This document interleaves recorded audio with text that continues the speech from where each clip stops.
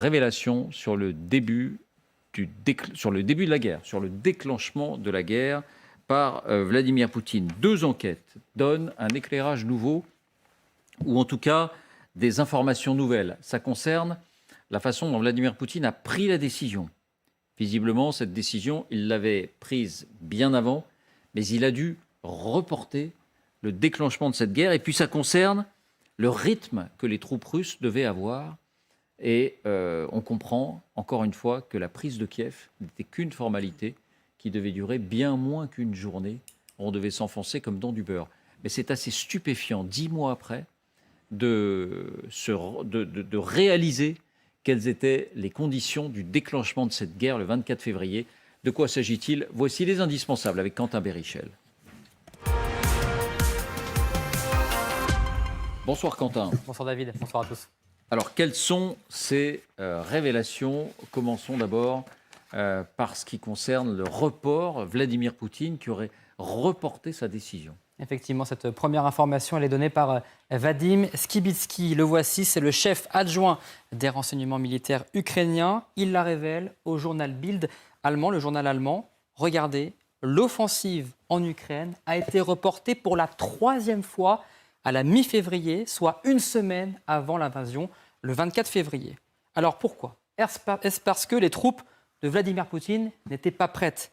Est-ce parce qu'il ne voulait pas commencer cette guerre en plein Jeux Olympiques d'hiver? Souvenez-vous, en Chine, chez son allié Xi Jinping, Vadim Skibitsky ne précise pas les raisons, mais cela montre d'abord que la décision d'envahir l'Ukraine a été prise bien en amont et qu'au moment de prendre la décision, ces hésitations sonnent comme une forme d'impréparation de la part du Kremlin. Voilà, bien en amont, mais on l'a dit, et c'est la vérité, la plupart des cadres de l'armée russe ne connaissaient pas cette décision. Encore une fois, rappelons que ces troupes russes étaient en manœuvre en Biélorussie et que rien n'était annoncé sur une possible invasion, que quelques jours avant encore, Vladimir Poutine niait qu'un projet d'invasion était dans les cartons. Et au même moment, donc, le New York Times, lui, révèle les plans et les objectifs de ce plan d'attaque pour conquérir Kiev. Oui, et ce que dévoile cette grande enquête du quotidien américain cette semaine, c'est que Vladimir Poutine souhaitait prendre la capitale ukrainienne en moins de 24 heures. Les journalistes américains ont interviewé plusieurs soldats russes qui ont fait partie de la première ligne à envahir l'Ukraine.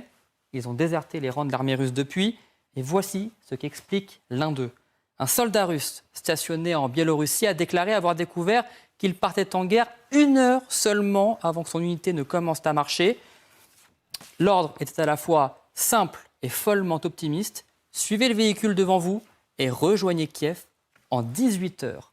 Un autre document publié par le journal montre que le plan d'attaque était encore plus rapide pour d'autres unités. Regardez ce document. Cette feuille, elle a été récupérée par les services de renseignement ukrainiens quelques jours après le 24 février. C'est le programme qui précise les temps de passage d'unités de troupes russes du point de départ de Biélorussie jusqu'au point d'arrivée Kiev. Les premières unités russes devaient partir à 1h33 du matin pour arriver dans la capitale ukrainienne, regardez, à 14h55, soit 13 heures pour rejoindre Kiev. La suite, on la connaît. Non seulement l'armée russe a mis plus d'une journée pour franchir la frontière ukraino-biélorusse, mais surtout, souvenez-vous de cette colonne de chars bloquée et ces centaines de chars, l'armée russe n'a jamais réussi à entrer à Kiev. Alors pourquoi une aussi grande confiance de la part de Vladimir Poutine? Parce qu'en fait, il a été induit en erreur par le FSB. Selon Vadim Skibitsky, ce sont les services de renseignement russes qui auraient poussé le président russe à déclencher la guerre. Regardez ce qu'il exprime. Les officiers du FSB étaient sûrs d'être suffisamment préparés pour l'invasion.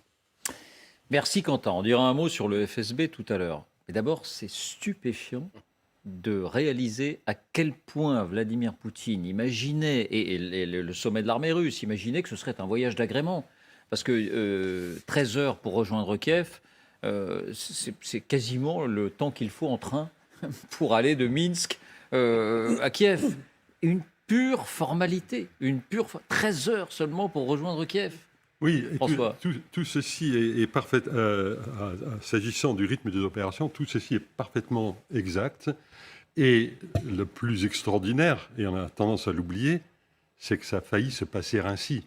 C'est-à-dire les forces spéciales russes arrive à l'aéroport Antonov à Hostomel, à 23 km de Kiev, dans la matinée du premier jour, du 24. Vous avez vu les images à la télévision à l'époque des hélicoptères d'assaut qui allaient déposer les soldats, qui allaient sécuriser l'aéroport pour permettre l'atterrissage de la division aéroportée qui tournait dans les gros porteurs à 10 000 mètres au-dessus. L'idée, c'était de les poser dans la matinée. Il y a de la place à l'aéroport pour plusieurs avions à la fois, de foncer sur Kiev dans l'après-midi et de s'emparer de la personne des dirigeants ukrainiens. Mais quand vous dites ça a failli marcher... Ça a failli marcher parce que les Russes ne savaient pas, et pour cause, puisque le fait était récent, qu'il y avait une escouade ukrainienne, pas très importante, c'était des soldats du dimanche, comme on dit, des soldats des territoriaux, qui avaient été mis à l'aéroport par précaution la veille par les Ukrainiens. Alors même que les Ukrainiens ne croyaient pas à une invasion. Mais ils ne croyaient pas à l'invasion, mais ils disaient, bon, on va mettre 20 ou 30 vieux sbires pour garder l'aéroport, on ne sait jamais.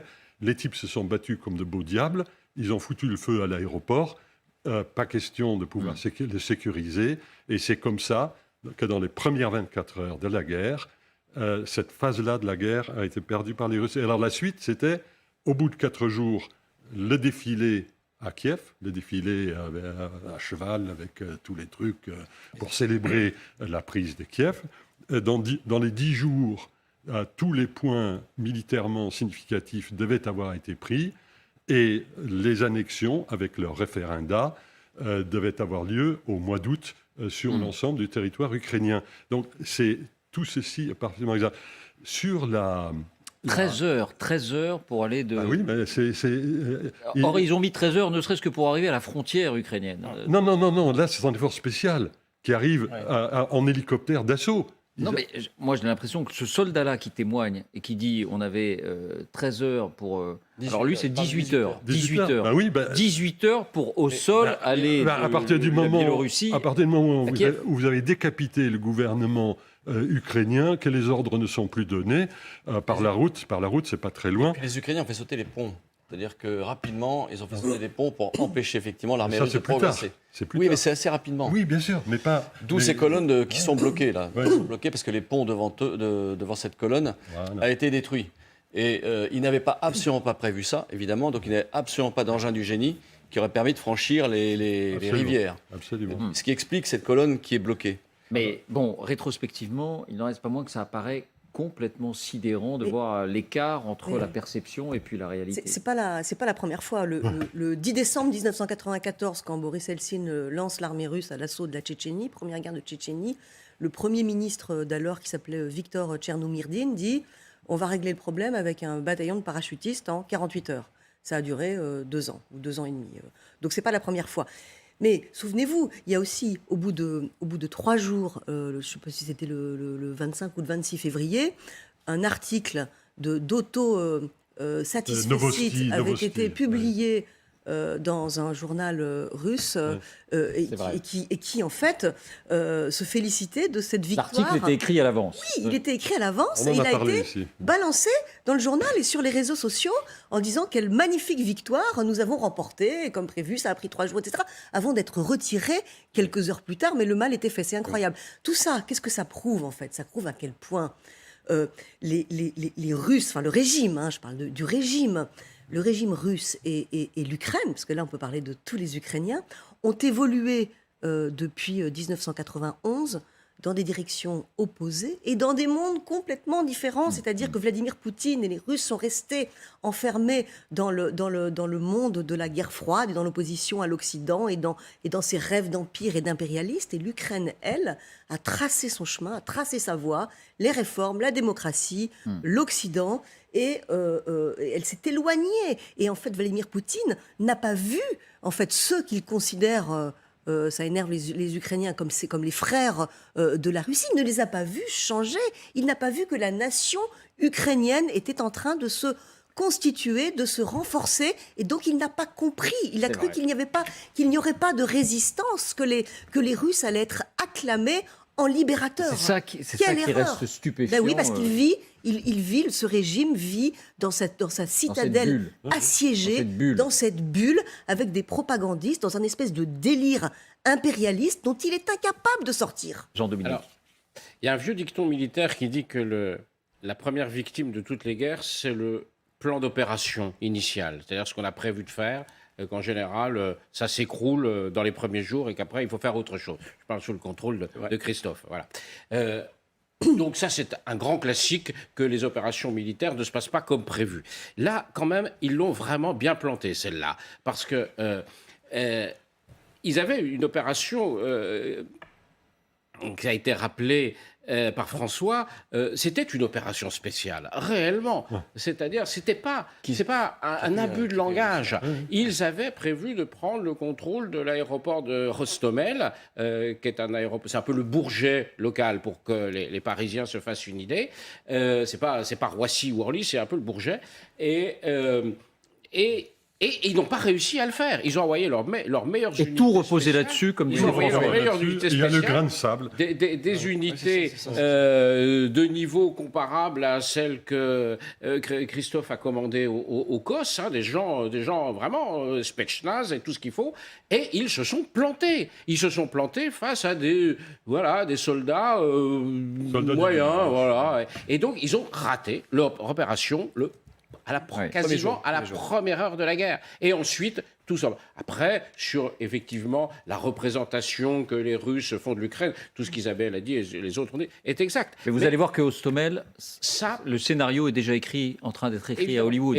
Ça va être le film, parce qu'on comprend que tout reposait sur ce levier-là. Saluons quand même l'exceptionnel travail du New York Times sur ce qu'ils ont raconté là. C'est un travail journalistique. Nous sommes 2 journalistes ici, enfin 3. Pas les mêmes moyens, pas les mêmes effectifs, on s'incline pas la même catégorie. Parce que vraiment, c'est incroyable. Quelques minutes pour commenter l'image du jour, l'autre image du jour. Parce que 300 jours après ce moment-là, où en est-on aujourd'hui? On n'en est que Volodymyr Zelensky se déplace à Bakhmout.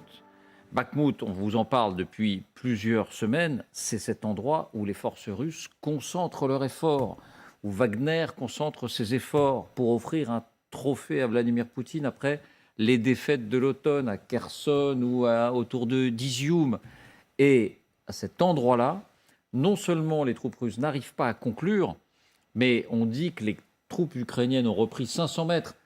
On est dans une bataille là à l'intérieur de la ville, donc elles ont repris 500 mètres, suffisamment pour que Volodymyr Zelensky aujourd'hui se rende sur ce qui est sans doute le point le plus chaud des batailles actuellement menées sur la ligne de front. Le voilà, Volodymyr Zelensky, qui reçoit des mains d'un militaire un document signé de tous les soldats environnants pour remercier les États-Unis pour les livraisons d'armes qui leur permettent de tenir le coup à Bakhmout. Le voilà en train de saluer les soldats. Et il ne fait pas semblant, il est vraiment sur place. Donc il y a des risques, on le voit, il a son gilet pare-balles là pour le coup. Stupéfiante image, encore une fois, de ce pied de nez. C'est une visite pied de nez, c'est un déplacement pied de nez aux forces russes qui, encore une fois, ont concentré tous leurs efforts pour prendre cette guerre. Un commentaire sur ces images, Christophe? Non, c'est vrai que ça me fait penser, vous savez, à Clémenceau qui allait sur le front durant la Première Guerre mondiale, en 17. Et pour motiver les troupes, il n'y a rien de tel, effectivement, que de voir le chef, qui est le président Zelensky. C'est vrai que ça motive les troupes. Et bon, là, il est en train de les féliciter, de leur remettre des brevets ou des décorations. Mais sincèrement, pour ces soldats qui voient leur président à côté d'eux sur le front ou à quelques centaines de mètres du front, oui, c'est marquant. Et ça fait encore plus d'effet que les champions de tennis qui... non, c'est un ensemble de choses. C'est un ensemble de choses. C'est-à-dire que à la fois, c'est la nation qui s'engage. On a parlé de la nation en armes tout à l'heure. C'est à la fois le président qui est le chef des armées, qui est présent sur le front et qui motive ses soldats et ses troupes. Vous imaginiez qu'une telle visite était possible, Isabelle? Oui, parce que Volodymyr Zelensky nous a habitués depuis le début de la guerre à ce type de choses. Souvenez-vous, au début, il a fait quand même une conférence de presse au début de la guerre dans le métro. qui était complètement Mais invraisemblable. il était à l'abri d'une certaine Mais manière. c'est pour ça que Là- c'est pour ça que les Ukrainiens réussissent très bien leur contre-offensive aujourd'hui. C'est que cette guerre est incarnée par un chef. Il y a lui, mais il y a aussi le chef d'état-major ukrainien qui est complètement incroyable, qui galvanise ses troupes. On voit pas la même chose du côté russe. C'est l'encéphalogramme plat. Les soldats sont seuls sur le front sans savoir pourquoi ils se battent. François ? Oui, il y a une autre accroche seconde par rapport à ce qui a été très bien dit par Isabelle. C'est que Bakhmout, c'est la bataille de Wagner. C'est la bataille des mercenaires, des repris de justice. Certains d'entre eux ne sont même pas repris, sont des prisonniers, qui veulent quelque part pousser de côté l'armée, à se substituer à elle. Là, Wagner on prend un sacré coup dans le nez, avec la visite du président ukrainien, visite qu'ils n'ont pas su empêcher dans une ville que Wagner n'a pas su prendre. Ça aussi, c'est un petit plaisir. Je pense que les Ukrainiens se sont offerts et ça... semer la discorde chez l'ennemi, comme l'avait écrit le général de Gaulle, c'est jamais un mauvais plan. Un mot, Jean-Dominique ? Oui, très rapidement, c'est un coup de communication formidable, un coup politique formidable pour Zelensky de faire ça, bon, clairement. Et il va à Bakhmout. Bakhmout, c'est vraiment très impressionnant parce que les Russes ont commencé à essayer de prendre la ville réellement au début du mois d'août. Nous sommes à la mi-décembre. On parle de quelque chose qui se joue sur 10 kilomètres du nord au sud. C'est pas énorme. Et on voit là les limites de l'armée russe. L'armée russe met tous ses moyens, parce que c'est devenu un symbole. Et ils n'y arrivent pas. On pensait il y a 2 jours qu'ils allaient le prendre. Et là, manifestement, il y a une contre-offensive, une contre-attaque plus exactement, une contre-attaque ukrainienne. C'est essentiellement une bataille d'artillerie. Il ne faut pas imaginer que les gens se battent à coups de fusil dans les rues. C'est pas du tout ça. Ça se joue quand même à distance. C'est une bataille d'artillerie. Mais la bataille d'artillerie, pour l'instant, manifestement, les Russes ne sont pas en train de la gagner.